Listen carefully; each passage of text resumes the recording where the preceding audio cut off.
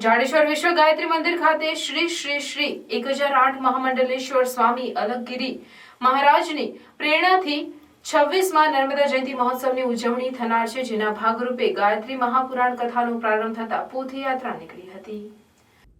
ગુજરાતની ગંગા સમાન પાવન માં સલીલામાં નર્મદાના 26માં નર્મદા જયંતિ મહોત્સવની ઉજવણીની શરૂઆત જાડેશ્વર વિશ્વ ગાયત્રી મંદિર અલખધામ ખાતે થતા ગાયત્રી મહાપુરાણ કથાનું આયોજન કરાયું છે, જે અંતર્ગત 8/2/2024 થી 14/2/2024 સુધી બપોરે 3 થી 6 સમય દરમિયાન શ્રી શ્રી શ્રી 1008 મહામંડલેશ્વર દ્વિતીય પીઠાધીશ્વર માતા સત્યાનંદ ગિરિજી માતાજી કથાનું રસપાન કરાવી રહ્યા છે। આજે આ કથાની પોથયાત્રા જાડેશ્વર ગાયત્રી મંદિરથી નીકળી જાડેશ્વર ગામમાં પરિભ્રમણ કરી પરત જાડેશ્વર ગાયત્રી મંદિરે પહોંચી હતી અને ત્યારબાદ કથાનો પ્રારંભ થયો હતો।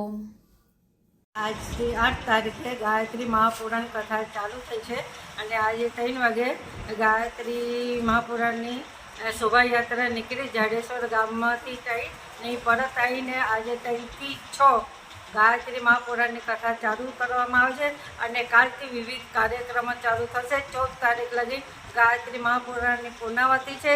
15 તારીખે 51 કુંડની ગાયત્રી યજ્ઞ રાખવામાં આવ્યો છે।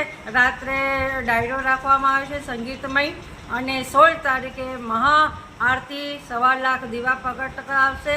1008 ચુંદરી માને અભિષેક કરવામાં આવશે, અન્નકૂટ રાખવામાં આવશે અને કેક સહિત વિવિધ કાર્યક્રમનું આયોજન કરવામાં આવ્યું છે।